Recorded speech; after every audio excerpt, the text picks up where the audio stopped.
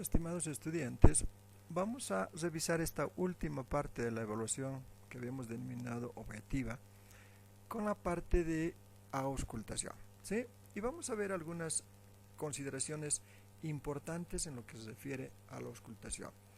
Perdonen ustedes las diapositivas tan cargadas que están aquí, pero es la única forma de que ustedes tengan un documento mucho más facilito de estudiar, ¿ya?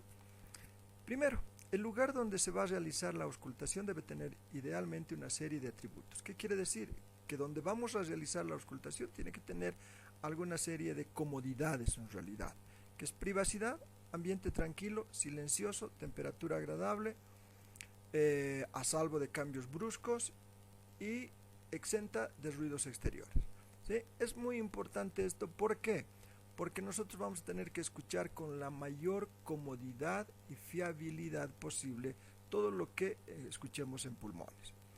La auscultación del aparato respiratorio puede hacerse con el sujeto sentado, de pie o acostado cuando se trata de un enfermo que está especialmente encamado o internado y la imposibilidad de realizarlo sentado o de pie. Lo ideal, por supuesto, es sentado, ¿sí? O de pie, nunca encamado. Pero si no hay la posibilidad, sí se puede realizar la auscultación con el paciente en decúbito.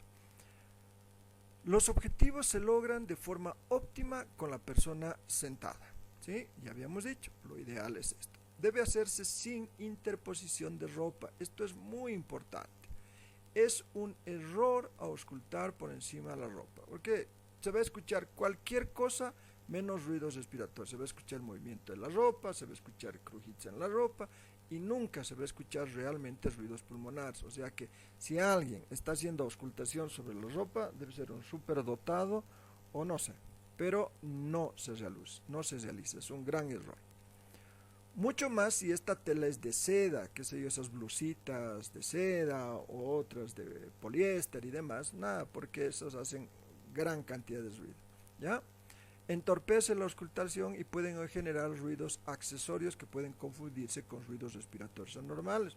Por supuesto, si uno ausculta encima de la ropa y escucha un ruido de la ropa, uno puede pensar que es ruido pulmonar y no es así, es ruido nada más de la ropa. Entonces, es importante, sobre tórax descubierto siempre la auscultación. Es importante que el paciente esté lo más relajado posible y se coloque en la siguiente forma. Brazos colgados a lo largo del tórax, los antebrazos apoyados de forma suave sobre los muslos y la cabeza y los hombros ligeramente inclinados hacia adelante. Es importante esta posición porque en esta posición nosotros tenemos más capacidad audible de los pulmones. Se debe pedir al paciente que respire tranquila y regularmente sin esfuerzo, pero más profundamente que lo habitual, que respire por la nariz, con la boca entreabierta o por la boquita, según la preferencia o hábito, cuidando siempre de no hacer ruidos nasales o bucales. Entonces es importante, por eso es que alguna vez los médicos piden respire por la boca, como si estuviera cansadito. ¿Por qué? Porque los ruidos pulmonares se hacen muchísimo más audibles así que solamente el paciente respire por la nariz. Pero es muy importante, primero, escuchar cuando el paciente está respirando normalmente sin ningún esfuerzo inspiratorio, sin ninguna técnica en especial, y posteriormente utilizar estas técnicas con boca entreabierta o por la boca o como cansadito, etcétera, etcétera, para tener la posibilidad de comparar esas dos manifestaciones de ruido que puedan aparecer. La mayoría de los sonidos respiratorios son de tono alto. El receptor tipo diafragma cerrado se llama cápsula de Bowles, es el más utilizado para la auscultación respiratoria. Teniendo presente los aspectos señalados, mientras la persona examinada respira de forma regular, hay que concentrar la atención en los ruidos pulmonares primero normales, que vamos a ver posteriormente cuáles son, ¿sí? Con los principales elementos del que se denomina murmullo vesicular o murmullo pulmonar. Si escuchan la palabra murmullo vesicular o murmullo pulmonar, es exactamente lo mismo. ¿Cómo son? El ritmo, la intensidad, el tono y el timbre. ¿Qué tenemos que escuchar? Ritmo, intensidad, tono y timbre. ¿De qué? Del murmullo pulmonar o murmullo vesicular, que sean completamente normales. Vamos a ver cuáles son estos ruidos respiratorios normales. Se denomina soplo glótico, murmullo vesicular y respiración broncovesicular. Ruidos completamente normales. Si vamos a escuchar a nivel, por ejemplo, de tráquea, vamos a escuchar un soplo glótico. Si vamos a escuchar a nivel de pulmones, ese ruidito que vamos a escuchar se llama murmullo vesicular y es completamente normal. O vamos a escuchar respiración broncovesicular a nivel bronquial, donde se escucha mucho más clarito ese murmullo pulmonar que nosotros conocemos y vamos a escuchar completamente normal. Vamos a revisar cada uno de estos. Por ejemplo, el soplo glótico. Habíamos hablado especialmente de 3: soplo glótico, murmullo vesicular y respiración broncovesicular. ¿Qué son estos ruidos? Una vez más, ruidos respiratorios normales. Este soplo glótico también se denomina ruido laringotraqueal porque está a ese nivel de la laringe y la tráquea, respiración traqueal o brónquica, así se denomina. Si ustedes escuchan la palabra ruido laringotraqueal, es lo mismo. O escuchan la nomenclatura respiración traqueal o brónquica, es exactamente lo mismo, es el soplo glótico, ¿ya? Audible por debajo del cartílago cricoides. ¿Cuáles son estos caracteres fónicos que ustedes normalmente van a encontrar? Ruido intenso, inspiratorio y expiratorio. Semejante a soplar un tubo de mediano calibre y se imita respirando fuerte con la boca entreabierta, poniendo la lengua en la bóveda palatina. Hagan la prueba, por favor, ustedes, para escuchar estos ruidos y para familiarizarse con estos ruidos normales. Es un ruido intenso, de tono agudo, más en la expiración, de timbre tubular, por eso se llama así, por eso tienen ese nombre, brónquico, separadas la inspiración y la expiración por un pequeño silencio, siendo la expiración más intensa y duradera. A tomar en consideración esto, por favor, al momento de familiarizarse con los ruidos. Es importante que ustedes hagan esto, hagan con cualquiera de sus familiares, escuchen, familiarícense con esos ruidos para que ustedes sepan cuál es ese ruido normal. Si ustedes escuchan este ruido intenso inspiratorio normal, van a poder distinguir a ese nivel laringotraqueal cuál puede ser un ruido que no es habitual y que es anormal. ¿Cuál es la localización? A nivel de la laringe y la tráquea, se llama respiración brónquica o traqueal fuerte. A la mitad inferior de la tráquea y bronquio principal y en el segundo espacio intercostal derecho, al lado del esternón, se denomina respiración brónquica de moderada intensidad, y a nivel de la cuarta vértebra dorsal, a este soplo glótico se llama respiración broncovesicular. Entonces, este soplo glótico va a adquirir esta nomenclatura, estos nombres, de acuerdo al nivel donde estamos nosotros escuchando, ¿sí? Y obviamente también los ruidos ya no van a ser tan intensos en un lugar como en otro lugar. Vuelvo a repetirles, a través de esta presentación que ustedes tienen tan cargada y toda esta nomenclatura, vayan escuchando, si es que tienen fonendoscopio, como creo que todos deben tener, entonces vayan familiarizándose con estos ruidos. Veamos el murmullo vesicular, llamado también ruido respiratorio de la NEC o respiración vesicular, esto por el descubridor de este ruido. Audible en regiones infraaxilar, infraescapular e infraclavicular. En esta última, sobre todo en los dos primeros espacios hacia afuera. Es muy importante estas zonas porque ahí van a escuchar clarísimo, ¿sí? ¿Cuáles son los caracteres físicos de intensidad? Intensidad menor que en el soplo glótico. ¿Qué quiere decir? Que no vamos a escuchar tan fuerte como en las otras regiones que habíamos mencionado del soplo glótico, ¿sí? Tono grave, duración, inspiración y primera parte de la expiración. ¿Qué vamos a escuchar? Durante toda la inspiración vamos a escuchar. Pero no vamos a escuchar en la última parte de la expiración, como en el otro caso. Solo vamos a escuchar en la primera parte de la expiración. Este ruido se asemeja al producido por un fuelle, cuya válvula no hiciera ruido alguno, o al provocado por un hombre que en un sueño tranquilo hace una inspiración profunda, o al ruido provocado por la brisa entre el follaje de un bosque. Esta es una nomenclatura típica semiológica que nos indica cómo más o menos podemos comparar esos ruidos. No se olviden ustedes que ahí adentro se producen ruidos que nosotros tenemos que familiarizarnos con algún otro ruido que habíamos escuchado, ¿no? Entonces, de esa forma podemos encontrar cuál es la similitud de estos ruidos. Algunos conocen muy bien el producido por un fuelle, cuya válvula no hiciera ruido. Yo no, porque nunca he visto un fuelle, etcétera, etcétera. Sí, pero lo puedo comparar con aquel ruido provocado por la brisa entre el follaje de un bosque. Eso sí ya conozco. Entonces puedo asemejar estos ruidos a algo que yo conozco. ¿Para qué? Para determinar la normalidad una vez del murmullo vesicular, que es muy importante. ¿Sí? Se imita aspirando aire por la boca con los labios en posición para anunciar la V o la E. El tono inspirado es semejante a la nota Re de la cuerda libre del violín, y del tono expiratorio semejante al de la nota Do de la cuerda libre del violín, o sea, de un tono más bajo. ¿Sí? Para aquellos que están familiarizados nada más con esos ruidos. Pasemos a la respiración broncovesicular. Audible, donde se proyectan los bronquios como ocurre en el vértice del pulmón derecho por la mayor proximidad de la tráquea a ese nivel. Revisen un poquito anatomía de las primeras clases y vamos a saber dónde estamos. Distribución topográfica de variaciones fisiológicas de los ruidos respiratorios normales.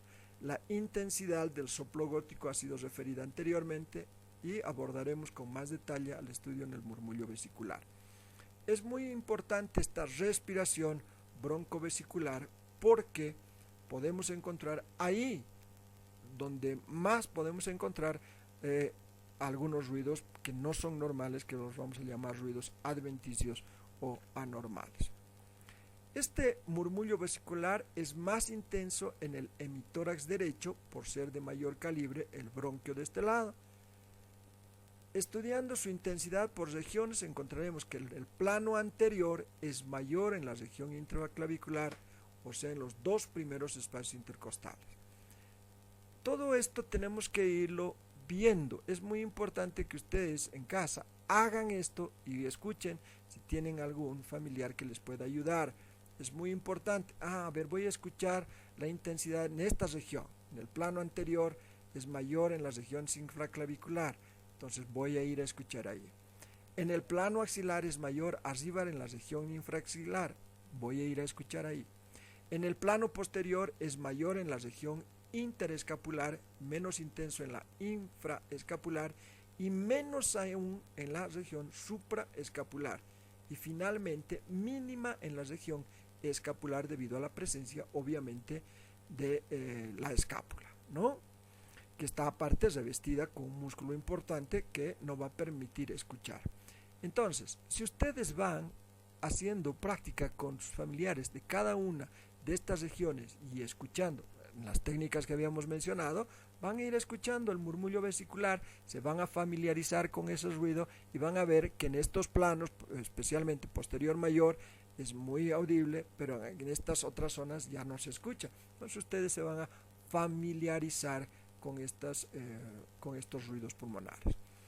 El murmullo vesicular es más intenso mientras el tórax tenga menor grosor y más elasticidad tenga el tórax. Por supuesto, si estamos una vez más frente a un paciente con gran masa, o ya sea muscular o grasa, ¿sí? Pacientes obesos, los ruidos van a ser menos audibles, ¿sí?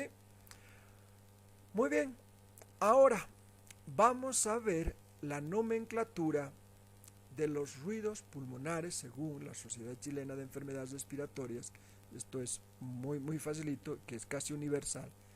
Y vamos a ver la transmisión de la voz, que ya estos son ruidos completamente anormales, ruidos agregados o adventicios como mencionan acá. Y podemos escuchar en la transmisión de la voz normal, broncofonía o egofonía.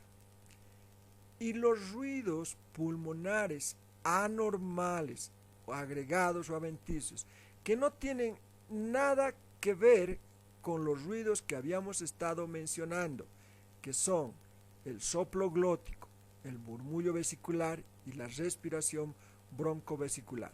No tiene nada que ver con estos tres. Estos ruidos, que voy a volver a la diapositiva, estos ruidos que son normales no tienen nada que ver con estos ruidos agregados o adventicios. Y se dividen en dos, en ruidos continuos y en ruidos discontinuos. Los continuos son los roncos, las sibilancias y el estridor. Y los discontinuos, las crepitaciones, frotes pleurales y estertores traqueales, que los vamos a ir revisando. Los ruidos agregados, continuos, de duración dice de más de 250 milisegundos, como son las sibilancias, que se generan cuando se produce edema, espasmo, compresión dinámica o acercar a las paredes de la vía aérea. Pueden ser tanto inspiratorias y expiratorias.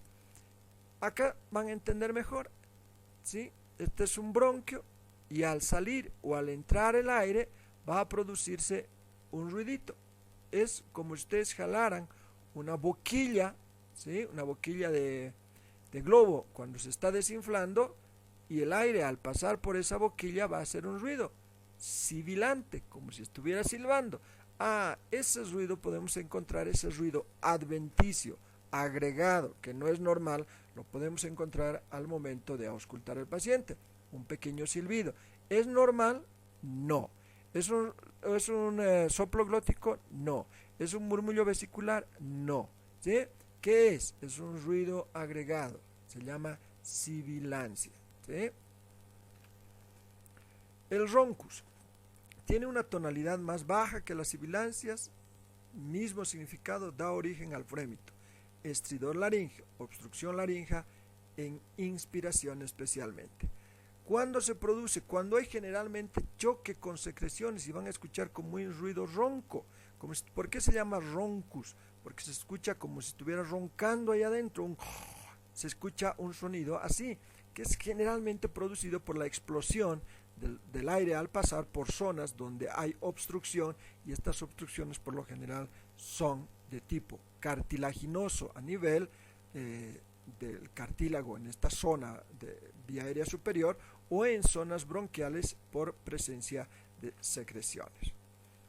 Vamos a ver los ruidos discontinuos, y en especial las crepitaciones. Se generan en las pequeñas explosiones que se producen al abrirse la vía aérea previamente colapsada. Esto es muy facilito, ¿sí? Cuando se colapsa una vía aérea, que puede ser bronquial o puede ser alveolar, ¿sí?, y las paredes se juntan, al abrirse produce un ruido como crepitación. Es como cuando ustedes escuchan cuando se quema un papel, escuchan un crépito, ¿sí? Es exactamente igualito que se escucha la crepitación a nivel bronquial o alveolar. Hagan la prueba ustedes, inflen un globo, desinflenlo, apriétenlo con gran fuerza y vuelvan a soplarlo. Cuando vuelven a soplar y esas paredes, tanto bronquiales como alveolares, se desprenden, ¿sí?, se descuelan, van a hacer un ruido. Ese ruido se llama crepitación.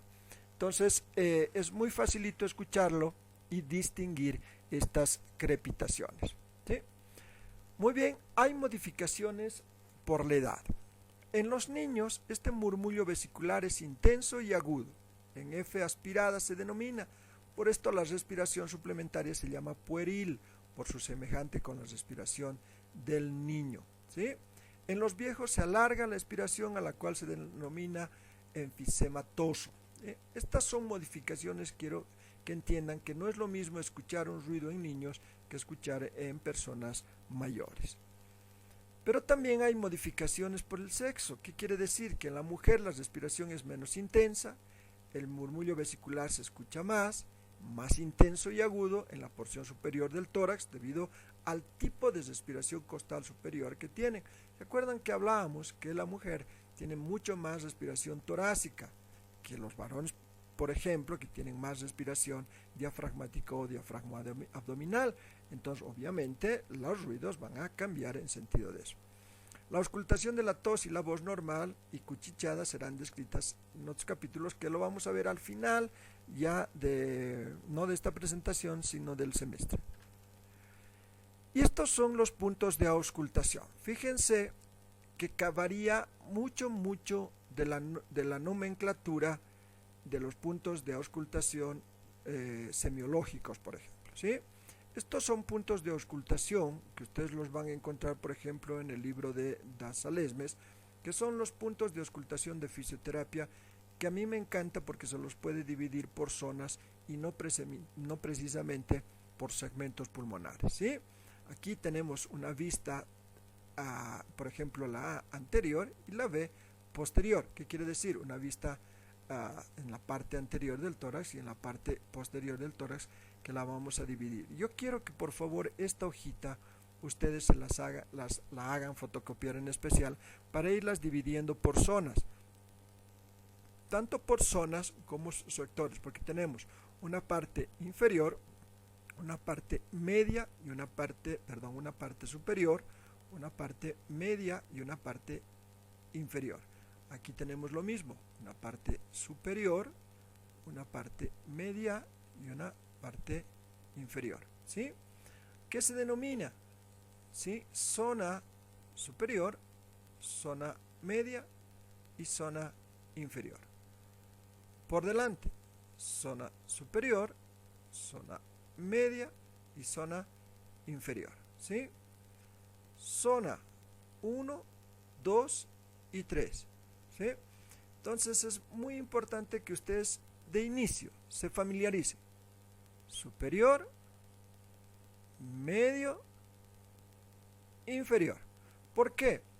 Porque cuando aprendamos el próximo semestre a hacer especialmente drenaje postural, yo no les voy a hablar de estos puntos de auscultación, les voy a hablar de las zonas, ¿sí?, a tratar. Les voy a hablar de la zona superior, de la zona media y de la zona inferior. No les voy a hablar ya de estos puntos, porque es importante que ustedes se familiaricen en la parte fisioterapéutica con estas zonas, ¿sí?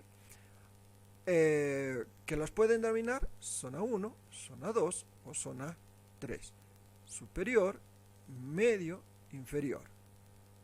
Superior, medio e inferior, ¿sí?